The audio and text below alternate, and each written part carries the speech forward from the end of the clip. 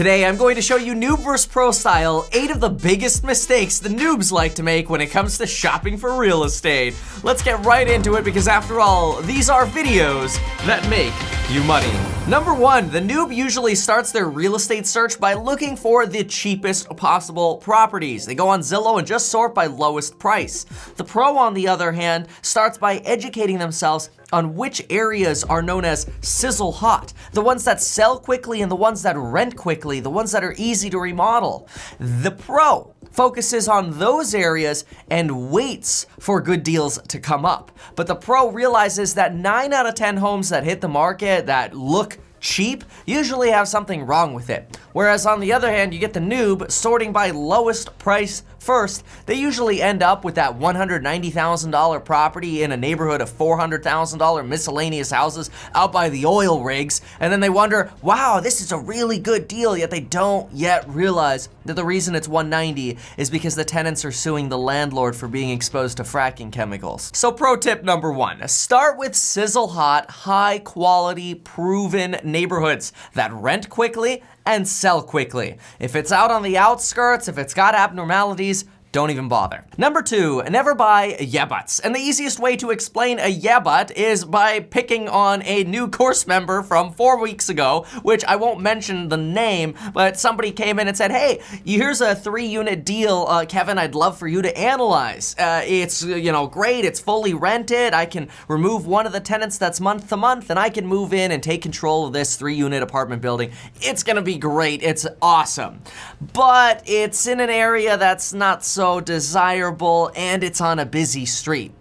And my response is, you literally gotta go watch the lecture on yeah buts, because obviously you haven't gotten to that part of the course yet, because you literally just said what a yeah but is. Something that looks like it's a good deal, but... And so here's some examples of common yeah buts. Properties with additions where you have to walk through one bedroom to get to another one. Properties with high tension power lines right in the backyard so you glow in the dark when you go to sleep. Properties next to airports. Properties adjacent to really busy roads, intersections, or stop signs for busy roads. Or as a more recent example that actually relates to me, properties that are great with the exception of the fact that they have an insane neighbor next to them where you find out from your mother-in-law that that insane neighbor happens to also be violent and possibly be willing to harm people doing any work in the neighborhood, and also gets charged for vandalizing cars by super gluing the car shut. Yeah, but. And that did just actually happen. This is the stuff I see in the business every day, okay? It's nuts. Okay, maybe not every day, but yeah. It happens. The pros, on the other hand, see these properties hit the market, and the first thing they do is they look for location and abnormalities. And as soon as they find a yeah but, they say, don't buy it. And that's exactly what I told that course member. Don't buy it. You don't want to have to collect rent with a gun. Number 3, we all know the best kind of property to buy is one that is in the wedge. There are 3 types of wedges. We've talked about those before, but the concept of it is buying single-family houses or buying multifamily under market value by taking advantage of one of the 3 forms of buying wedges or below-market deals in real estate. We know to do that, but the worst kind of property to buy is the kind of property where a homeowner or a handyman, do-it-yourselfer type, has gone around and remodeled everything, and on the surface it looks great, so it sells quickly and for a high value. But then when you start getting in there and you realize the same homeowner did the addition, the windows, the flooring, the electrical, and the bathrooms, and then your home inspector tells you the electrical can lights above the kitchen were done really shoddily, like basic code violations were conducted, and all the flooring is unlevel. Don't expect the crap that's between the walls or that installation job on those windows to be any better quality. I tell my clients, if I see a handyman remodel and I start seeing funky corners cut or code violations, you can guarantee the same thing is true in the rest of the property. At that point, I'd rather just buy a straight up fixer-upper because it is stupid to pay full price for a remodeled property or overpay for a remodeled property and then have to either live with or redo somebody else's crap. Number 4, this is actually a stab at sort of myself, my own heart, but the pro doesn't represent themselves. Much like Abraham Lincoln says, he who represents himself as a fool for a client, real estate agents who oftentimes represent themselves, or buyers or investors who try to find deals themselves, oftentimes get blinded by the deal and they don't realize other abnormalities or things that could really impact their bottom line. Some of my clients I've known to get the best deals used to be real estate agents and real estate brokers, but they use people like me to educate them on possible things they're not seeing, to bird dog deals, and overall be another advocate for them in the long run investing future of that client. It's much harder to do that yourself, and I'll tell you, when I'm negotiating for myself, I feel like I roll over. When I'm negotiating for a client, I go to the end of the earth to get them a good deal. Number 5, a lot of people want to start buying real estate, and the first thing they do is they go to open houses and they're afraid to get their pre-approval letter because they're worried that, well, I don't want my credit to get affected. Stop being half in, half out. Get your pre-approval letter and take it one step further. This is what the pros do.